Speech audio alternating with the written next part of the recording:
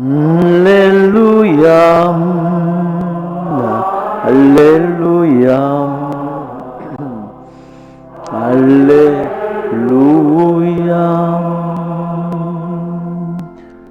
주님께서 여러분과 함께 또한 사제의 영과 함께 마테오가 전한 거룩한 복음입니다.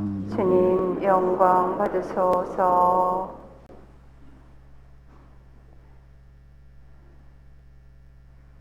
그때 요한이 그리스도께서 하신 일을 감옥에서 전해 듣고 제자들을 보내어 오실 분이 선생님이십니까? 아니면 저희가 다른 분을 기다려야 합니까? 하고 물었다. 예수님께서 그들에게 대답하셨다. 요한에게 가서 너희가 보고 듣는 것을 전하여라. 눈먼 이들이 보고 다리 저는 이들이 제대로 걸으며 나병 환자들이 깨끗해지고 귀먹은 이들이 들으며 죽은 이들이 되살아나고 가난한 이들이 복음을 듣는다. 나에게 의심을 품지 않는 이는 행복하다. 그들이 떠나가자 예수님께서 요한을 두고 군중에게 말씀하기 시작하셨다. 너희는 무엇을 구경하러 광야에 나갔더냐? 바람에 흔들리는 갈대냐? 아니라면 무엇을 보러 나갔더냐? 고운 옷을 입은 사람이냐? 고운 옷을 걸친 자들은 왕궁에 있다. 아니라면 무엇을 보러 나갔더냐? 예언자냐? 그렇다. 내가 너희에게 말한다. 예언자보다 더 중요한 인물이다. 그는 성경에 이렇게 기록되어 있는 사람이다. 보라, 내가 내 앞에 나의 사자를 보낸다. 그가 내 앞에서 너의 길을 닦아 놓으리라. 내가 진실로 너희에게 말한다. 여자에게서 태어난 이들 가운데 세례자 요한보다 더 큰 인물은 나오지 않았다. 그러나 하늘나라에서는 가장 작은 이라도 그보다 더 크다. 주님의 말씀입니다. 앉으십시오. 아멘. 참 예수님, 오늘은 대림 제3주일, 보통 별명으로 장미주일이라고 합니다. 여기 대림초에도 세 번째 장미 색깔의 이런 색깔의 초에 불이 들어왔죠. 그 사제도 1년에 이렇게 예쁜 색깔의 옷을 입는 거는 딱 2번이에요. 예, 결혼식에도 이런 옷은 안 입죠. 근데 1년에 딱 2번 입는데 언제 입냐면 사순절의 딱 중간, 사순절 제4주일, 그 다음에 대림절 제3주일. 그게 뭐냐면 사순절은 40일이잖아요. 4주간이 되면 3주간이 딱 지나고 시작되는 것이 4주간이죠. 딱 21일 요때. 그리고 이 대림절에도 2주 만 2주가 꽉 찼을 때 그때 입는 옷이 장미 색깔의 옷입니다. 왜 이런 장미 색깔의 옷을 입을까요? 사실은 대림절과 사순절은 회개의 시기입니다. 그래서 고통과 슬픔의 시기인데 이제 이 사순절과 대림절이 고통과 슬픔을 의미하는 참의 고통스러운 슬픈 이 회개의 시기가 절반이 지났다. 이런 뜻이에요. 그래서 사실은 이 대림절 초도 사실은 새카만 초에서 하얀 초로 변해야 되는 거예요. 근데 너무 시커먼 너무 보기 안 좋으니까 그냥 보라 색깔로 했겠죠. 그러니까 이 핑크색은 캄캄한 빛에서 이제 해가 떠오르려고 해가 떠오를 때 구름이 있으면 어떻게 보이는 줄 아세요? 핑크빛으로 보입니다. 아직 해는 나오지 않았는데요. 밑에서 해가 떠오르기 직전에 구름이 있으면요. 그 빛이 제일 먼저 빛이 흰빛이 아니라요. 핑크빛 구름이 나와요. 저녁에도 해가 들어간 다음에요. 나중에 보면 그 구름이 핑크빛으로 변합니다. 그래서 이것이 바로 딱 변하는 시기를 어떤 고통에서 기쁨으로, 슬픔에서 기쁨과 희망으로 바뀌는 이러한 시기입니다. 그래서 여러분, 이 대림절에 내가 주님 안에서 우리에게 가까이 온 주님을 바라보고 우리 마음속으로 바라보고 기뻐하면서 다시 이 대림의 이 주일을 시간을 보내면 좋겠습니다. 오늘 그래서 독서의 말씀도 우리를 이날을 또한 다른 말로 가우데떼 주일이라고 그럽니다. 즉 그것은 이 오늘 읽는 이사야서의 말씀 첫 귀절을 라틴어예요. 기뻐하여라 가우데떼 이 말을 써서 가우데떼 주일이라고 부릅니다. 무엇을 기뻐할까요? 기뻐하는 이유는 광야와 메마른 땅은 기뻐하라, 사막은 즐거워하라 그랬습니다.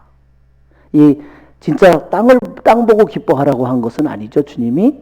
그것은 광야와 메마른 땅은 광야와 메마른 땅과 같이 황량한 우리의 마음을 말하는 거예요. 광야와 메마른 땅처럼 아주 황폐화된 정말 메마른 우리들의 영혼을 가리키는 말입니다. 이사야가 이 말을 전할 때 이스라엘은 또한 한편으로 귀향을 갔습니다.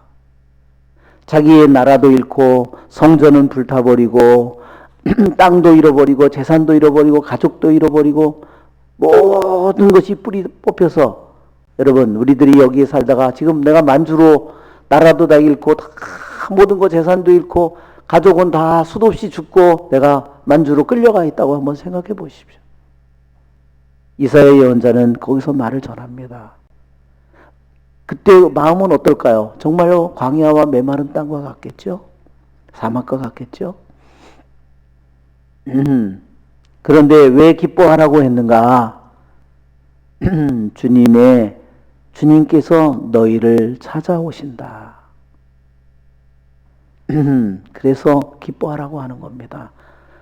그분께서 오시어 너희를 구원하신다. 주님께서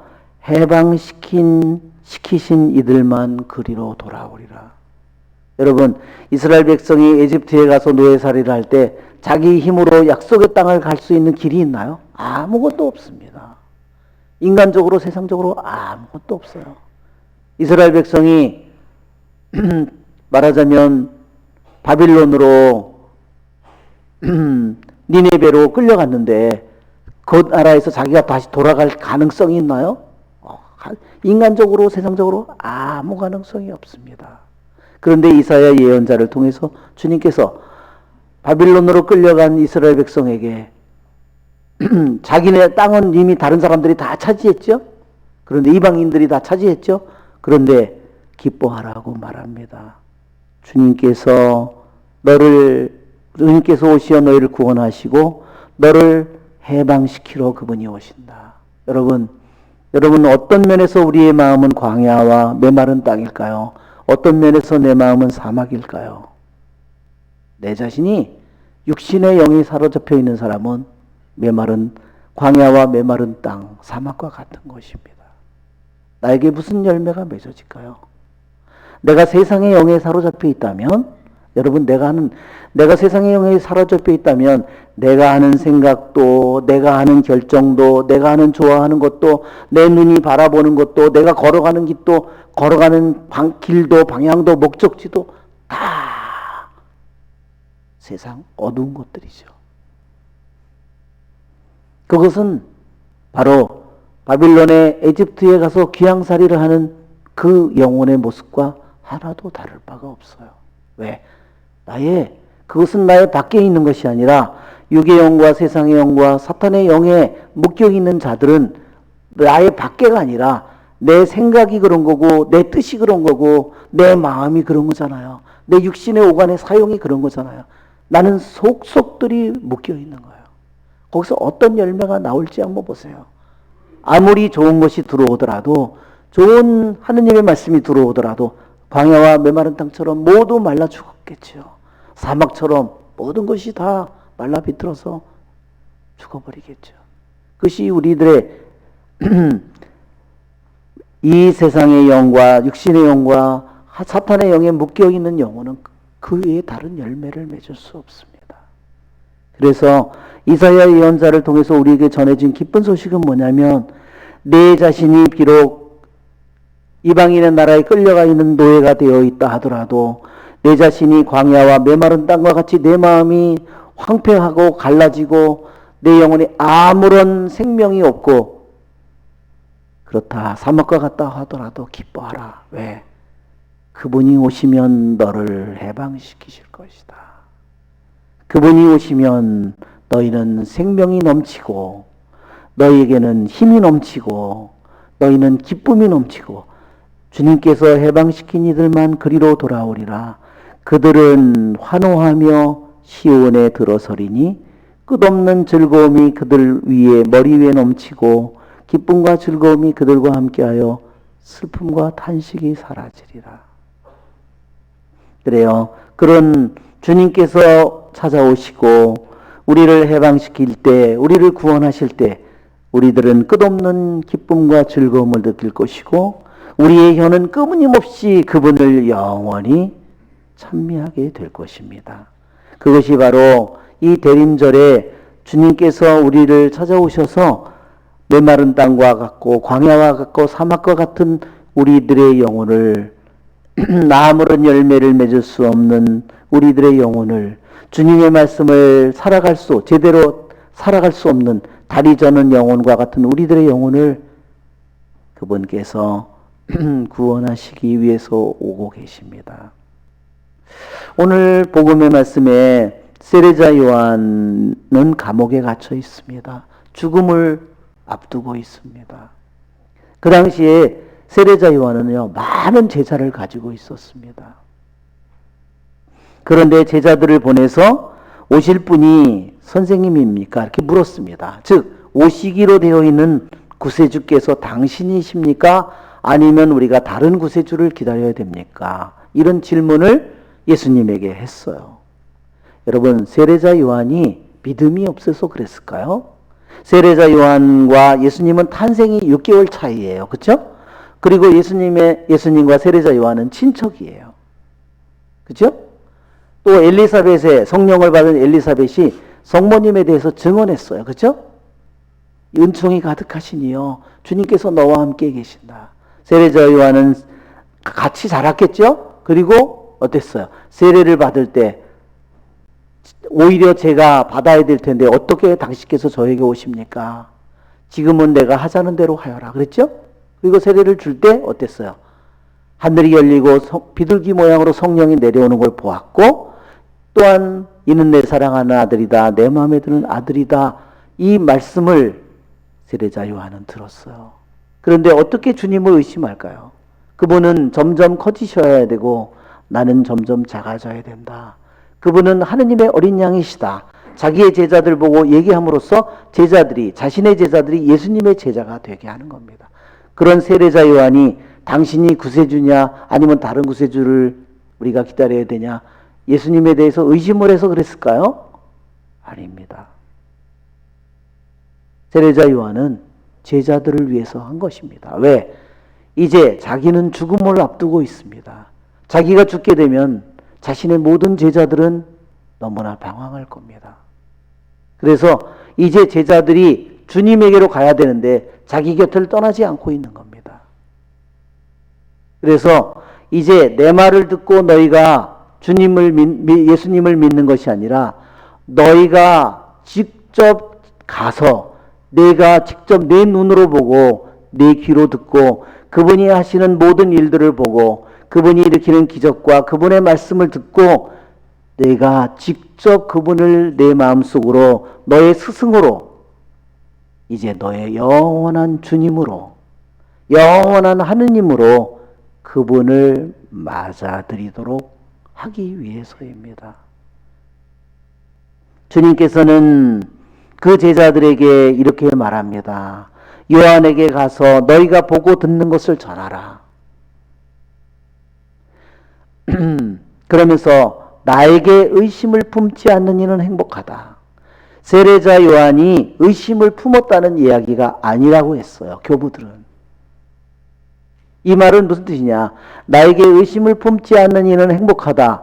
이것은 누구를 위한 말이냐면 세례자 요한의 제자들을 두고 하는 말이라는 거예요. 세례자 요한은 나에게 의심을 품은 적이 없다. 어떻게 그렇게 알 수 있느냐? 그 다음에 말씀을 보면 이랬습니다. 예수님께서 요한의 제자들이 간 뒤에 군중에게 요한을 두고 말씀하셨습니다. 너희는 무엇을 보러 광야에 나갔느냐? 바람에 흔들리는 갈대냐? 고운 옷을 입은 사람이냐? 고운 옷을 거친 자들은 왕궁에 있다. 너희는 무엇을 보러 나갔느냐? 예언자다. 그렇죠? 그리고 세례자 요한은 다른 예언자들보다 더 중요한 인물이다. 그리고 그 예언자는 어떠해요? 말라키 예언서에 있는 대로 주님의 길을 닦아놓는 예언자 중에서도 가장 중요한 예언자다. 자, 이 말이 무슨 뜻일까요? 세례자 요한은 바람에 흔들리는 갈대가 아니라는 겁니다. 너희가 광야에 가서 너희가 세례자 요한의 제자가 되어서 광야에서 내가 그 세례자 요한을 따라다녔는데, 스승으로 모시고 따라다녔는데, 세례자 요한은 자기 목숨이 죽을까봐 자기 동생의 아내를 데리고 사는 것은 옳지 않다는 말을 위협을 받고 철회한 적이 있느냐? 철회한 적이 없지요. 자기 목숨이 날아간다고 하더라도 하느님이 자기에게 준 말씀을 전합니다. 세례자 요한은 바람에 흔들리는 갈대가 아니에요. 세상 사람들은 어떨까요? 자기에게 조금이라도 불리해지면 다 입장을 바꾸고 말을 바꾸겠죠? 그리고 세상 사람들은 어때요? 고운 옷을 걸치고 비싼 옷을 입고 명품을 입고 궁궐에 있고 최고 좋은 집에 살고 최고 화려한 물건을 사 최고 좋은 차를 타고 그치요? 살죠. 그러나 그 영혼은 어때요? 그 영혼은 바람에 흔들리는 갈대예요. 그 영혼은 걸레 같은 영혼인 겁니다. 얼마나 비참. 겉으로는 너무너무 화려하고 겉으로 보면 너무나 멋지고 사람들이 보면 다 감탄을 하는 그러한 모습이지만 그의 영혼은 너무너무나 처참하고 너무나 끔찍한 영혼의 모습이에요. 세례자 요한은 어떤 모습인가요? 그는 누구보다도 가장 초라하고 가장 거칠고 가장 음식도 형편없는 것을 먹고 가장 어렵고 힘든 고통스러운 광야에 살고 있습니다. 그는 세상의 어떤 것들, 세상의 성공이나 명예나 화려함이나 부나 세상의 인기나 그런 것에 연연하는 존재가 결코 아닙니다. 그는 자기의 목숨을 잃는다 하더라도 그는 하느님에 대한 마음과 하느님께로부터 받은 말씀에 대해서 조금도 흔들림이 없는 자입니다. 그래서 주님께서는 제자들에게 말한 겁니다. 사람들에게 말한 겁니다.